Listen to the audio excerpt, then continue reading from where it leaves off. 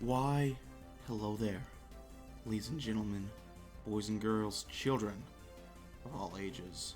My name is Mr. DB333 and welcome back to Hearts of Iron 4, The New Order as Tyumen. Now last video is when we finished up reunification. That might have been when we started the political stuff, actually. I take that back. We're working on our political path right now. We're trying to figure out what path the Soviet Union will be taking. First, let's go ahead and check out the new Soviet life.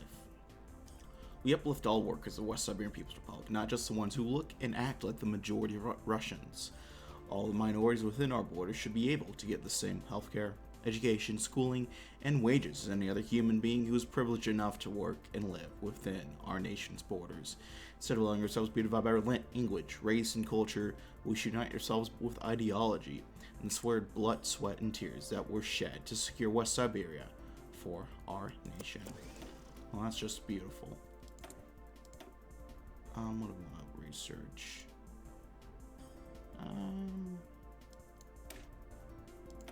I'll upgrade the motorized equipment.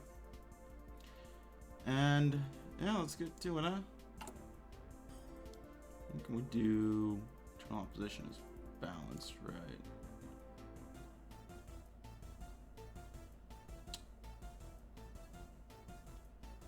So we have to finish up the political matters first. Okay. That sounds about right, actually. Let's hire some foreign instructors.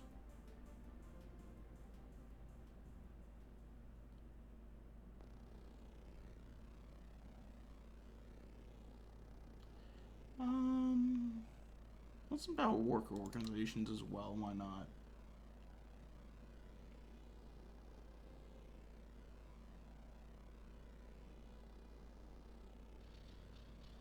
I haven't looking at some of the policies, and I want to see if there's anything that will increase our policy effectiveness.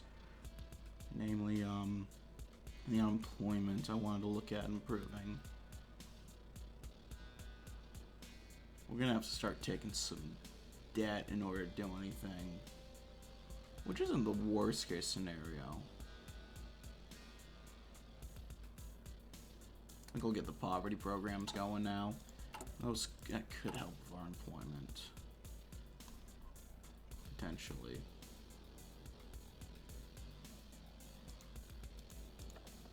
Is there anything that I can do? No subsidies. Wouldn't mind changing that if I can, but I don't think I saw any options there.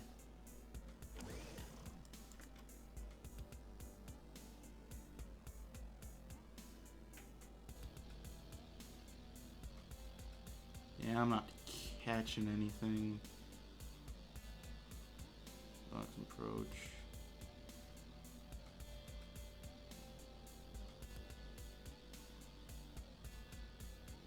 Yeah, oh well.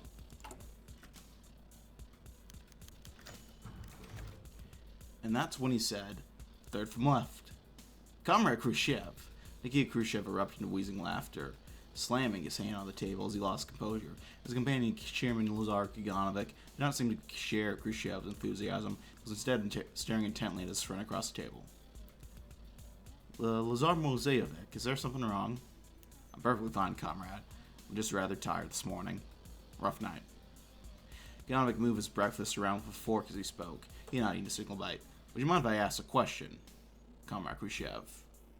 Khrushchev, his mouth full of food, gave a quick nod. Kaganovich set his fork down and focused his gaze entirely on Khrushchev. You do understand what we're trying to accomplish here, right? What must be done to preserve a revolution? Khrushchev cocked an eyebrow.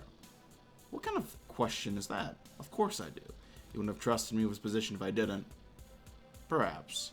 You also know that one of our main tasks towards achieving this goal is to root out the trade of Bukharin's influence once and for all, yes? A brief silence from Khrushchev. His gradual change of posture betrayed his increasing nervousness. I don't understand. What's with all these strange questions all of a sudden? Do you doubt my loyalty to the cause, comrade? A smile that was perhaps too warm to be genuine spread across the chairman's face. Ah, Forget it, Comrade Khrushchev. My mind has been wandering into all sorts of strange places today. Let us change subjects, yes? Yes, please. Huh.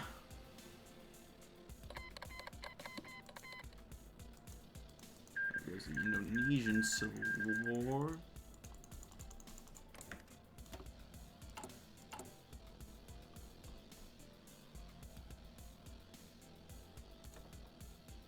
Public, what does that do?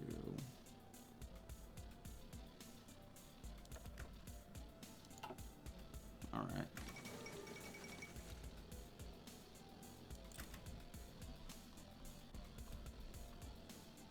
I'll check the economy real quick. How are we doing there? 1% growth. Not spectacular, but you know, growth is growth. And we officially have some debt building up. Have a bit of a deficit as well. So I don't think we'll be able to escape that much. I do a tax cut temporarily though. Get some extra growth.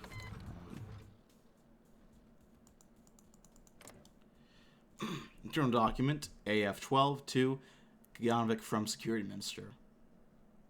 Just Security Minister. Whoever that is. Konev? I'm guessing it's Konev.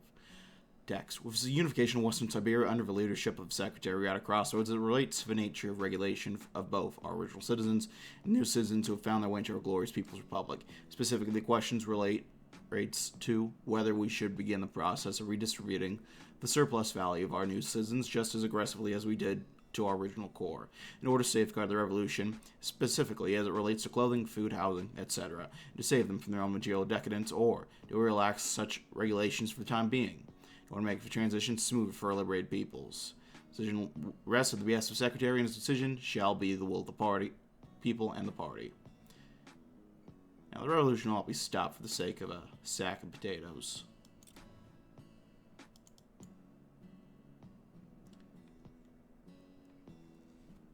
I'm trying to figure out what exactly we're boosting here. Is it unorthodox Bolshevism?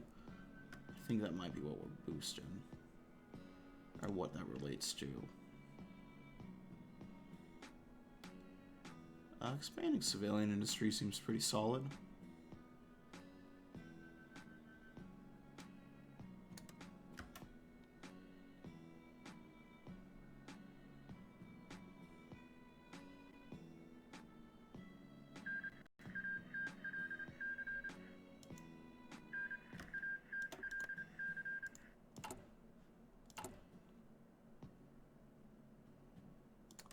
Let's get that going as well. I apologize if I'm somewhat low energy today. National focus. I add work past due to straits and it gets a little hectic. Let's do Mother Should Be Proud.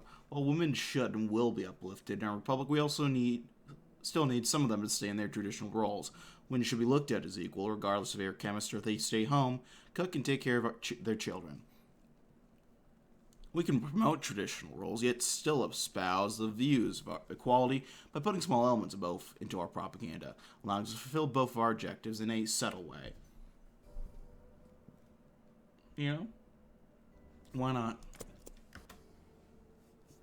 The poverty rate is decreasing quite nicely. Ooh, let's see. Notable bit more. Our literacy is gonna be ticking up soon, I think. Army professionalism is going. Agra's doing okay. Oh. That's not the revolution.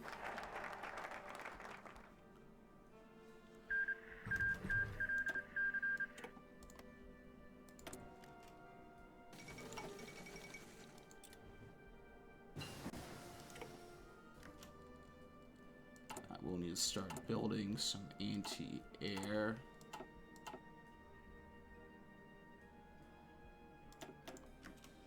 We'll lower that so we can get the extra military factories going. Construction, production, that's what we're looking for.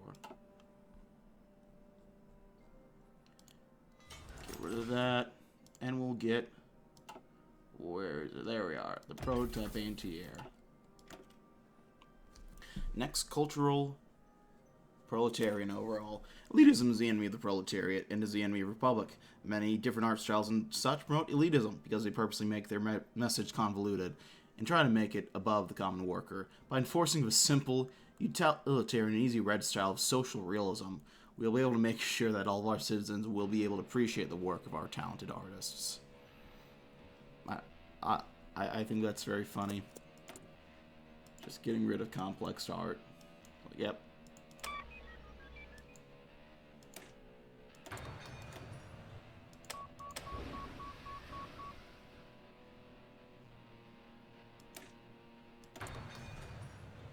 That's very funny to me.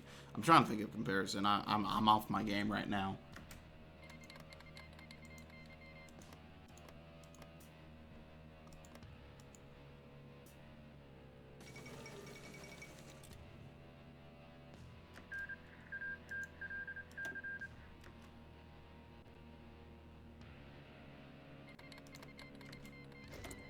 What do they have? Army 4 to 9.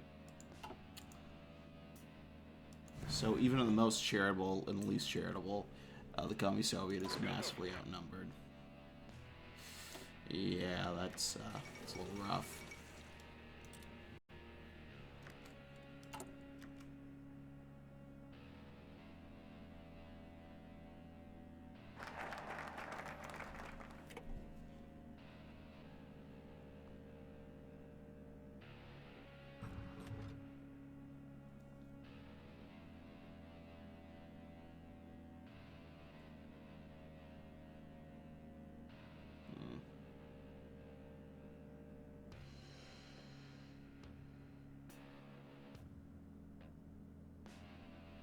Some extra GDP growth there would be nice.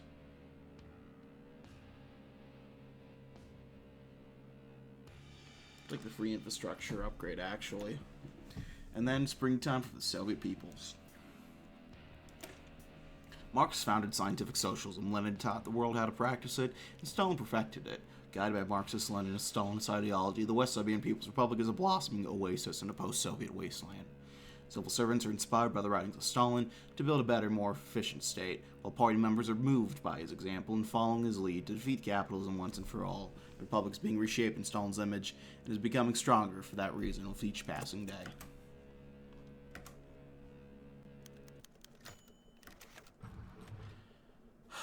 I am sorry, comrade, but I'm afraid you cannot show your work in this gallery. But why? Screamed Goya Ignatiev, his face red from anger. My work is popular with the workers of this nation. Why in God's name can I not present this gallery? Official flinched a little at this yelling, but did not back down, even though they were gathering a scene in front of the gallery. The artist's paintings once hanging in the city's gallery were leaning against the entrance door wrapped in cloth. Comrade Ignatiev, as a long-time supporter of his party, I'm sure you understand the apologies presented by Secretary Kaganovic. Of course. But why is my art being taken out? Because, comrade, it depicts an unproductive lifestyle of the proletariat. In your paintings, I see they are lazing about, watching movies, walking their dogs, shopping, playing sports, etc. While it's fine and good to paint this, sometimes it is a danger to the workers of a nation to believe that they should expect all play and no work, all while we have enemies at our door. Ignatiev's jaw was dropping as the official continued to speak, his mind seemingly incapable of understanding the magnitude of what in the world was happening. When it was silent, he asked, "So what am I supposed to draw?" It's not our job to tell you what to draw, comrade, only merely what is allowed to be drawn, for the safety of the workers. Still, I am sure you'll come up with something. Censorship is to art as lynching is to justice. Sometimes it's just I don't know if that's right. Let's settle down there. Military leader. It's an oddly specific percentage right there. That's the better AA. There we are.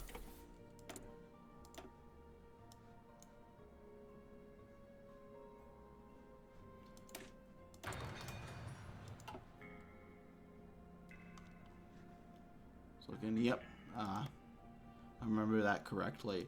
The Japanese are butchering the Philippines right now. Not very fun.